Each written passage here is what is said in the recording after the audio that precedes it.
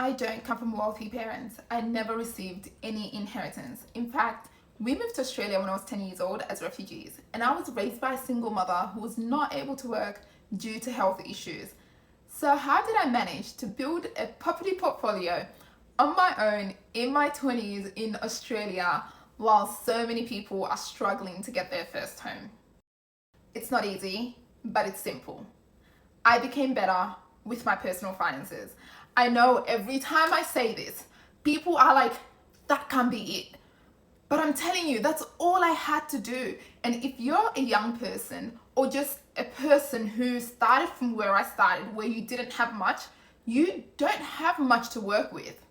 So really, all you can do is become better with what you already have. I had a regular job, like nothing extraordinary. And honestly, if it can happen for me, starting from where I started, it can happen for you too.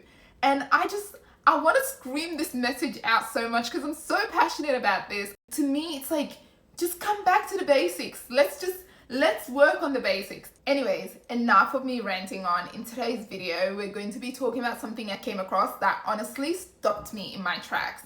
So I'm so excited to make this video.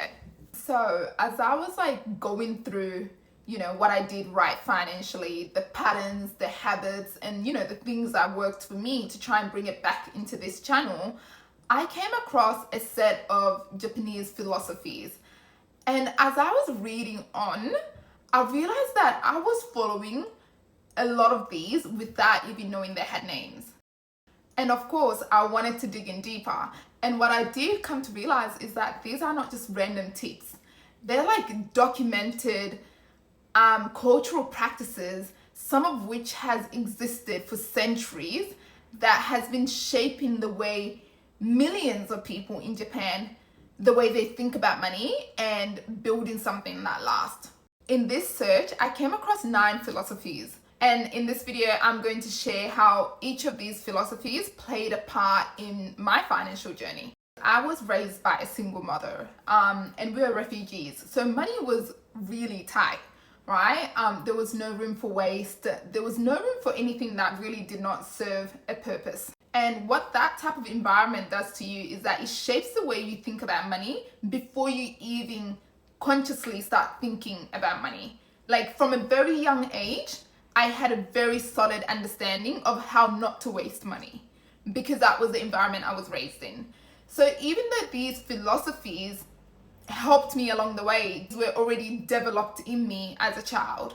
And what I come to realize is that a lot of people didn't grow up in an environment that automatically taught them this. So that's why I'm making this video.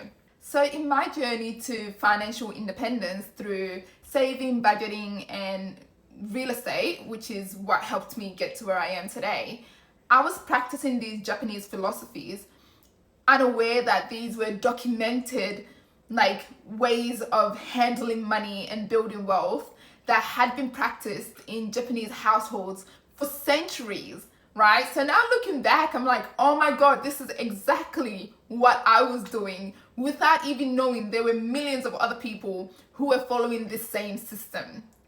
And I'm going to share it now. One more thing, just before we get into the different philosophies, one thing I've realized is that all the philosophies work around this one thing, which is wealth isn't built fast, it's built slowly, and it's built around contentment, intention, and long-term thinking. If I sound a bit different now, it's because I just plugged in my Bluetooth microphone thing, which I didn't have on before. So the rest of the video might sound a bit different. If it does, I'm so sorry, but I'm just not going to go back and do that first bit again. We're just going to move on now. The first one is called kakebo. I hope I'm pronouncing this right. And this is like a century-old personal finance method. And it was developed by, I believe her name is Hani. Let me just double check. Yes, Hani Motoko. And kakebo basically means household financial ledger. And what this means is you put down everything that you use your money on. You have a list and you write everything down which is exactly what I was doing. When I got paid, I had a list of where all my money was going and why it was going there. Every money that came into my account had a goal. And every month, I knew exactly what was happening in my account. Whether I was happy about it or not, it didn't matter. I just knew exactly what was happening.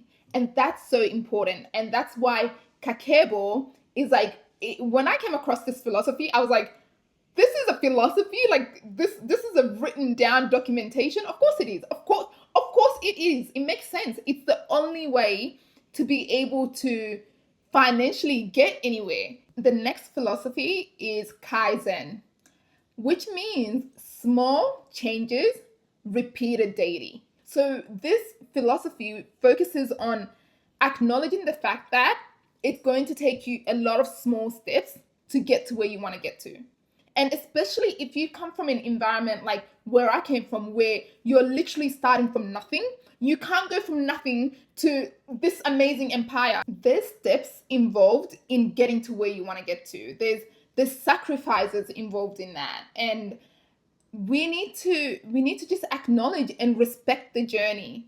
Every day you wake up, just be like, today I'm going to make this tiny bit of a change. And over time, that builds up, and that's what becomes the empire you're trying to build. All right, this philosophy is called Motanai. I'm pronouncing it wrong, I'm pretty sure I am. But it's Motanai, and it basically focuses on waste, and that we should be shaming waste. And I completely agree with this philosophy, because honestly, the amount of waste I contribute myself is very shameful.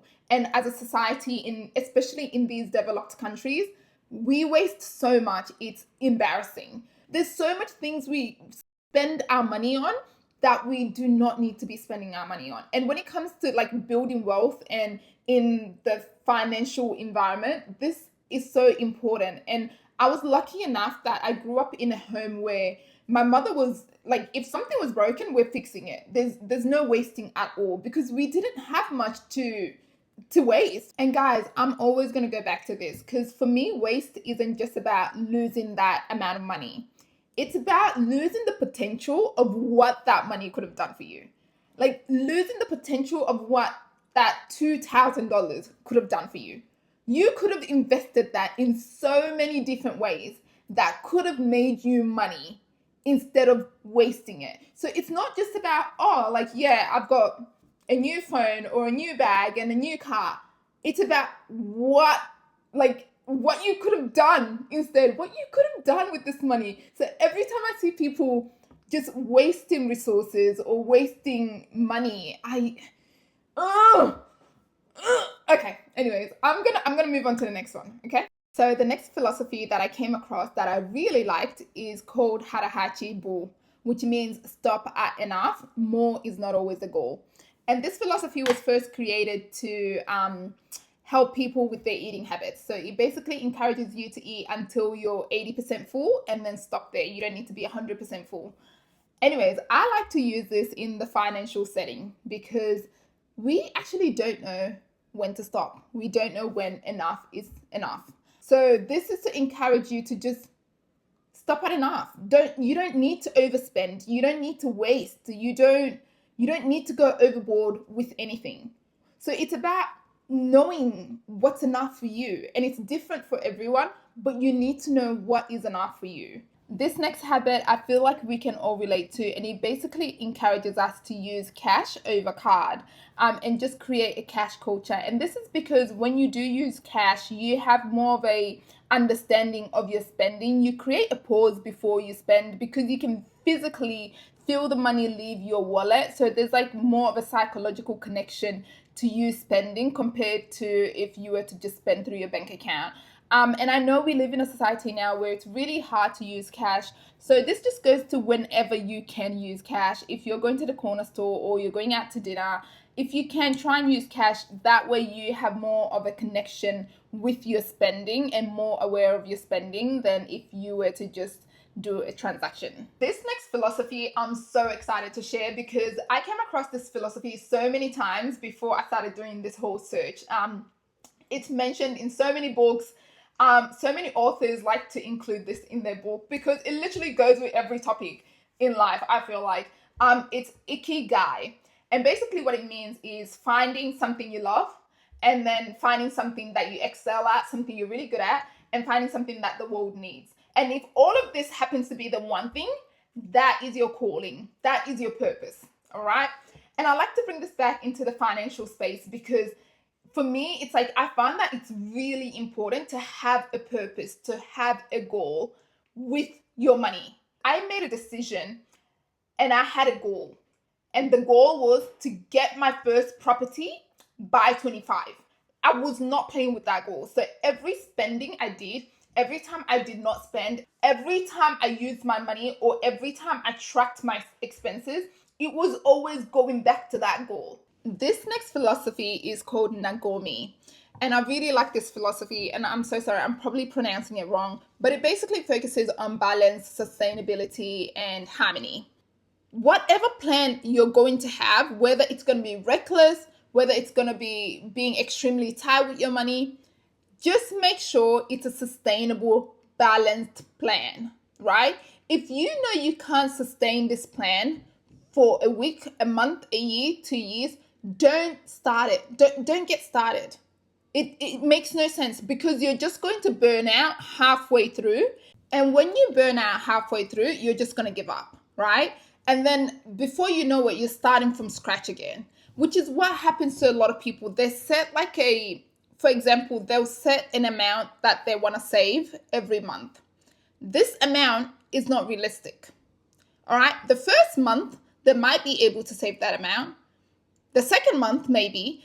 But in the long run, they can't. They can't sustain it. And then what happens is they're discouraged and they just give up. They give up completely. And they even go back to using the money they've already saved, right? So this is why it's so important to have a sustainable plan that works for you personally, all right? So whatever you want to do with your money, whatever the goal is, when you write down the plans, make sure it's a plan you can sustain. If it's not a plan you can sustain in a year, 2 years' time, don't get started. This next philosophy is buy less, buy better. And if I'm being honest with you, I'm also a victim in this. I do like to buy cheap things, but what I do then realize is that I'm spending a lot more money because I have to replace these cheap things. So if you know that you need to purchase something, it's better to just purchase it in a better quality and then have it last you for a longer time. And this also helps with decluttering your house or your space. So yeah, buy less and buy better. Just really focus on the less part. Buy less. Just better. The final philosophy goes back to what I was saying in the beginning, and it's basically slow, steady investing. And I really, really, really like this philosophy because it just focuses on you being consistent, you doing the best you can do, and then letting time do the rest of the work for you.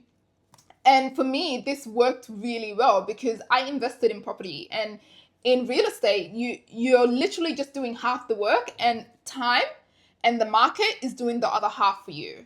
And that's so important in investing. It's important in saving. It's important in anything you do in terms of finances. You need to be consistent. That's the most important part. Consistent. So there they are, the 9 Japanese philosophies, habits that I have been following in my journey to financial independence. Remember, these are not just random tips. These are documented and grounded, researched habits, philosophies that has been proven to work for centuries now and has been practiced in Japanese households for generations. Okay, so let's just go through them one more time. We've got kakebo, which means be intentional, track every dollar coming in and going out. We've got kaizen, which means small improvements repeated daily. Got mottainai, which means respect resources, waste nothing. We've got harahachi bu, which means stop at enough. More is not always the goal. We've got cash culture, which encourages you to use cash as much as you can so you can feel the money leaving and create a pause before spending. We've got ikigai, which means act with purpose, and have a goal and work towards your goal and your why. Um, nagomi, which means build a plan you can actually sustain. Buy less, buy better, which basically means choose quality over quantity. And slow, steady investing. This one is really important. This worked really well for me. It goes back to the whole, it's not a get rich quick scheme. It's habits that you're going to develop over time that's going to get you there. The most important thing is staying consistent and being intentional. Those two things I found was more important than anything else. And you're not just going to get rich. You need to be realistic. You need to first build habits that's going to get you there.